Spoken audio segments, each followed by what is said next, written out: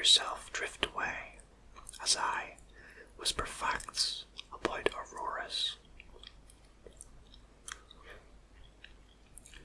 Auroras, also known as the Northern Lights, Southern Lights, the Polar Lights, Aurora Borealis, Aurora Australis, and Aurora Polaris, is a natural light display in Earth's sky, predominantly seen in high latitude regions around the Arctic and the Antarctic.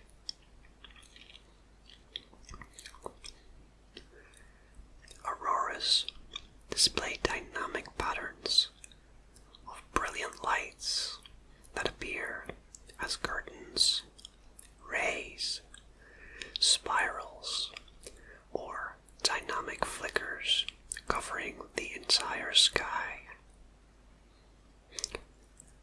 Auroras are the result of disturbances in the magnetosphere caused by solar wind from the sun. These disturbances alter the trajectories of charged particles in the magnetospheric plasma. These particles, mainly electrons and protons, precipitate into the upper atmosphere.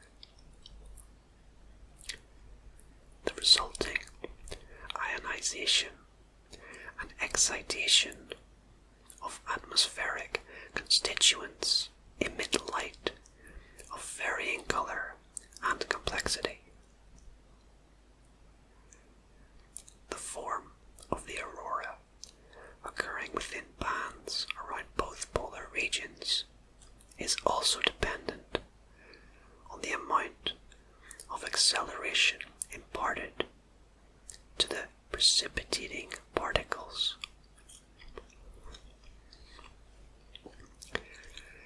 And I think it probably seems like a very obvious thing to say, but auroras are absolutely stunning to look at. I think you will agree. People travel far and wide to get a sighting of one in real life, and I'm not so sure I ever will, but there are a lot of videos out there on auroras capturing them from all over the world, and they make for really fascinating viewing.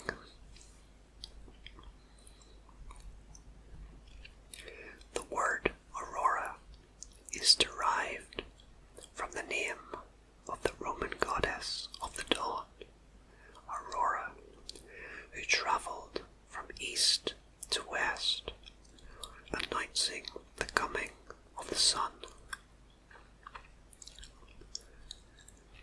Ancient Greek poets used the name metaphorically to refer to dawn, often mentioning its play of colours across the otherwise dark sky.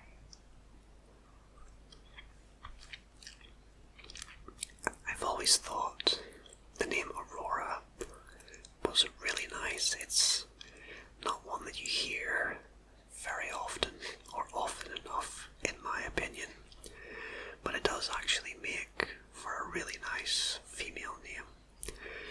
Borealis, on the other hand, probably not so. Auroras constantly change shape. The patterns and shapes of auroras are determined by the changing flow of charged particles and the varying magnetic fields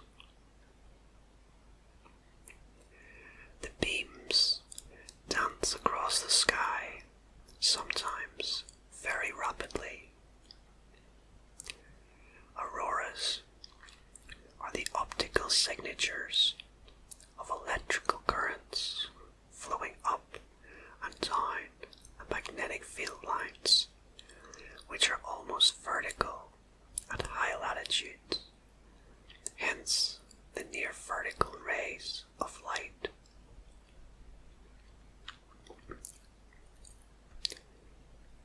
Archaeologists believe that some impressionistic cave drawings depict auroras in the sky. The earliest known auroral sighting was written in 2600 BC in China.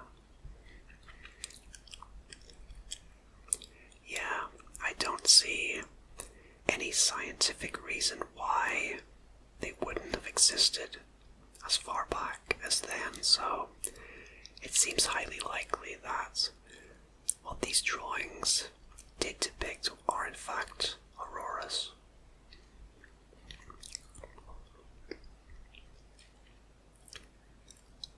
For thousands of years, people have marveled at the spectacular displays that occasionally light up the night sky.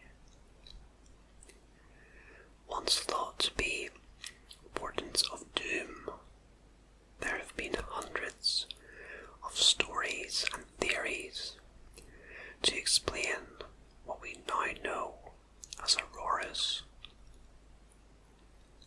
But no one, until about a century ago, suspected a connection with the sun. Norwegian scientist Christian Birkeland, who lived from 1867 until 1917, was the first to explain the source of the aurora, and by his discovery a new field of science was created, the Sun-Earth connection. So, it was only as far back as a century or so ago that the connection was made between auroras and the sun. That's quite surprising, to be honest. I would have thought it was probably a little bit earlier than that, but it's good that the connection was made and it led to a newly created field in science. Auroras look like moving ribbons of light. This is because the particles of plasma are moving due to the Earth's magnetic field.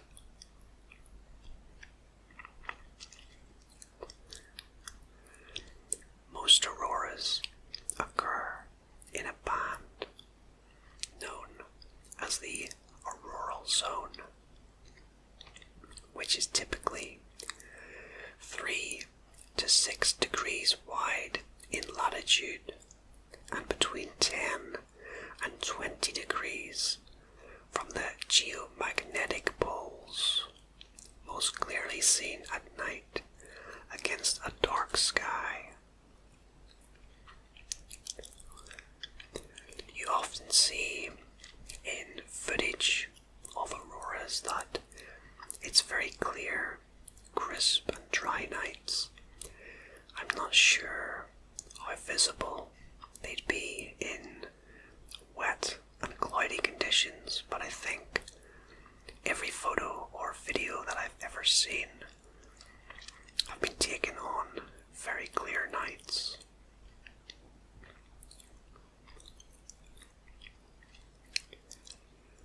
The term for the northern lights, Aurora Borealis, was coined in 1619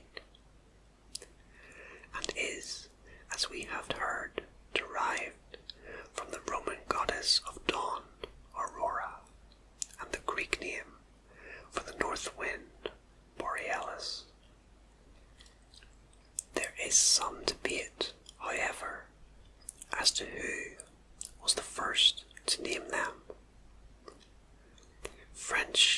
astronomer Pierre Gassendi or Italian astronomer Galileo. As someone who isn't particularly interested in science or all that knowledgeable in the area, I have actually heard of the name Galileo, so clearly he was someone of great importance within the field. I don't think I've ever heard of the French astronomer Pierre Gassendi, however.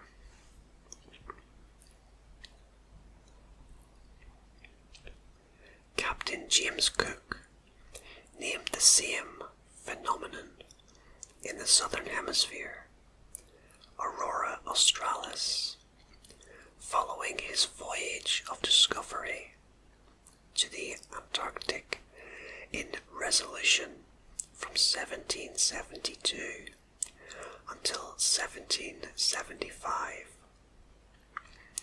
Australis is derived from the Latin word meaning southern. Okay, so that is where the name Australia is derived from, I imagine. The Latin word meaning southern. Australia is somewhere I've always wanted to go, ever since watching the soap opera Neighbours as a child, which you may or may not have heard of.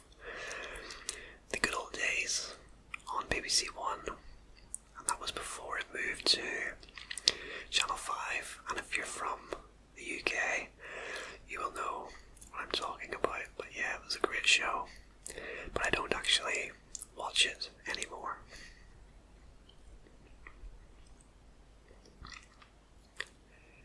The best place to see the Aurora Borealis is in Alaska, USA, in the winter, when it is in darkness 24 hours a day.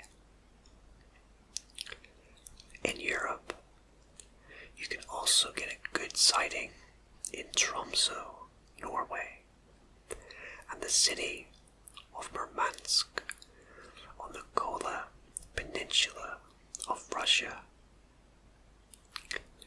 Yellowknife in the Northern Territory of Canada is also a popular spot to see auroras. I've always thought Iceland was a good place to see the Northern Lights, as they're called here, but I could be wrong in thinking that. Yeah, Norway is somewhere I associate with this sort of activity as well. There's a part of it that is contained within the Arctic Circle, I believe, and it makes me think about the ITV survival reality show a number of years ago now, and it was situated somewhere in the very north of Norway, and the show was called 71 Degrees North, and it took a bunch of celebrities and they had to take part in survival style challenges set in the freezing Arctic temperatures as they made their way to the very most northern part of Norway, I believe. Yeah, not one I would fancy taking part in myself. I'm very much a warm weather kind of person. I don't like the cold or the snow. I used to like the snow when I was young, as most kids do, but as I've gotten older, I've really kind of gone off the snow and I don't really like it now. I don't mind if it snows for a few days, but after that it starts to get very tiresome, I think. I prefer to see the world in colour, and snow is just white. Everything is just covered in white, and I would prefer to see colours, if that makes sense.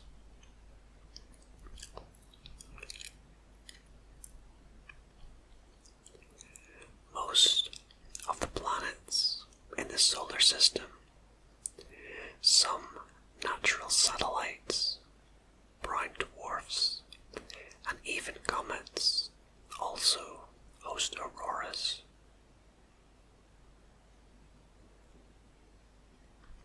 Auroras are renowned for their spectacular light shows,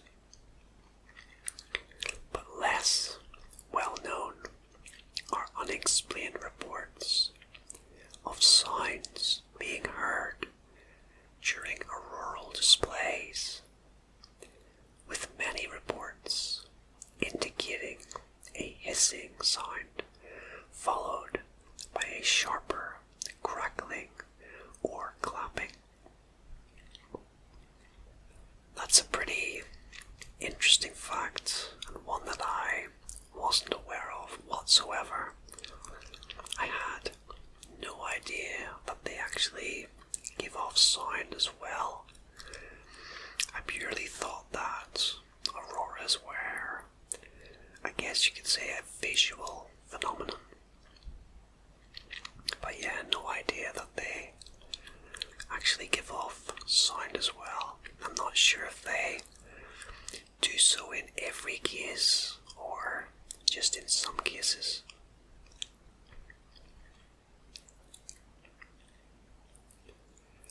The most spectacular aurora borealis in recent recorded history are considered those from the Great Geomagnetic Storm on the 20th of August and the 2nd of September 1859. Studies have shown that a solar storm of this magnitude occurring today would likely cause widespread problems for modern civilization. Wow, it's just a shame that there would be no recorded footage of it occurring as it was in 1859. It's quite a scary thought though, the last part of that fact. I wonder exactly what kind of problems a storm of this magnitude would cause in today's society. It makes me think about the dinosaurs when they were wiped out by an asteroid, obviously in a more extreme level than that of a solar storm. But if they were wiped out by an asteroid, we know it's likely going to happen again. It's just a case of when. But I highly doubt anything could be done to stop it. Don't believe everything that you see in the movies.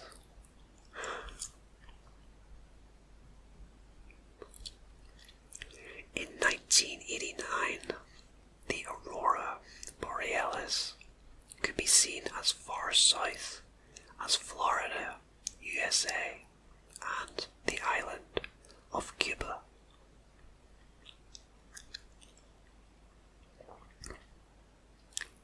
The color of the polar lights depend on whether electrons collide with oxygen or nitrogen, and how energetically. Oxygen emits greenish, yellow, or red light, while nitrogen generally gives off blue light. The blending of these produces purple, pink, and white.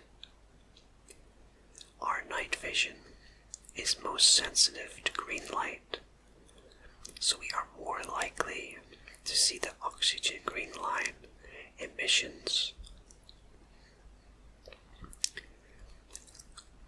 I love the fact that each aurora is its own sort of work of art, I guess you could say, that no two can be or ever will be the same.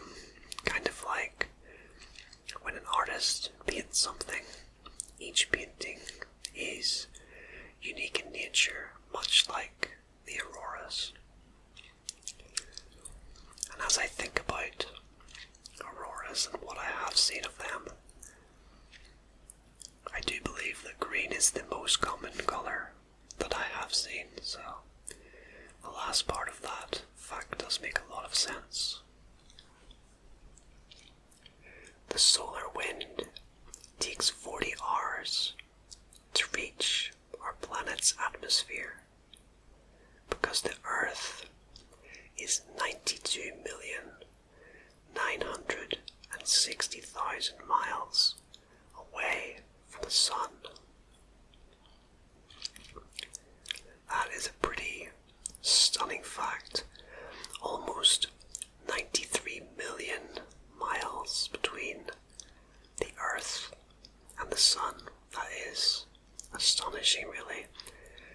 And that is the first time that I've ever seen the distance between the two written down before. Almost 93 million miles. Wow. Some Inuit peoples believed that the Auroras were the spirits of animals that they hunted.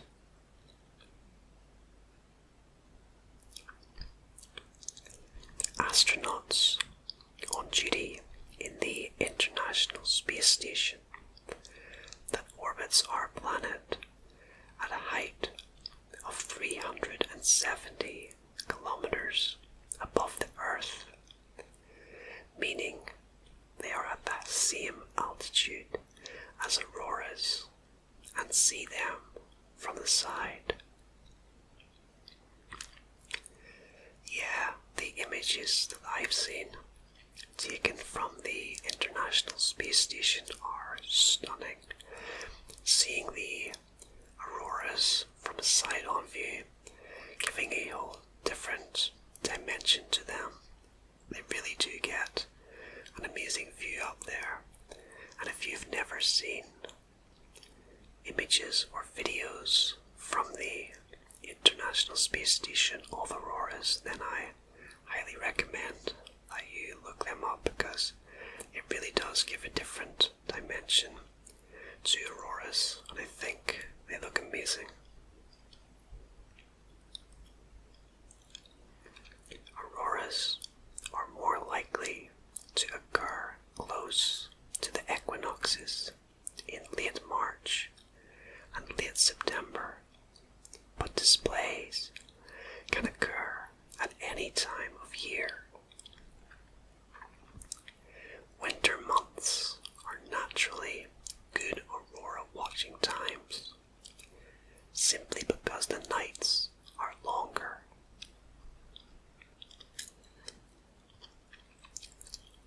The brightest displays typically last for about 1 to 3 hours, and the best viewing times are generally between 10 p.m.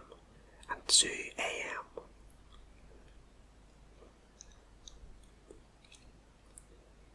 The South Pole is more inhospitable and inaccessible than the North Pole. Therefore, it is more difficult to view the southern aurora. This is the main reason why the northern lights are more popular and get almost all of the attention. That's true, it is mostly the northern lights that we hear about, and until today I wasn't even aware that there were southern lights, so again, that's new information to me. It's a bit of a shame that they aren't viewed or talked about nearly as much as the northern lights, but as the fact says, they are harder to access, so it makes sense.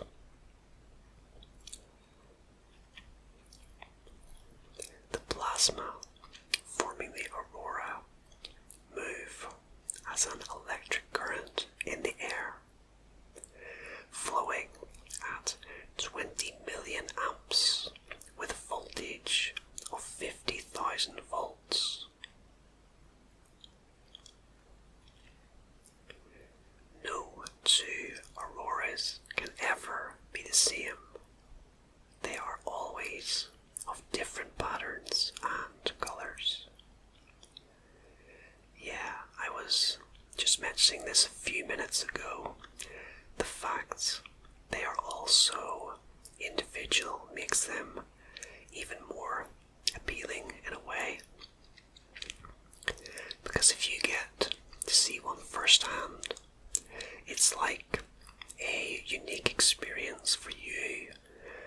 as nobody outside the group that you're with will ever see that particular aurora firsthand.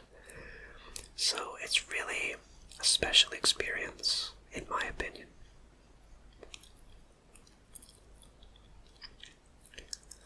When solar storms erupt on the surface of the sun, the aurora is very strong and extends further away from the Earth's poles.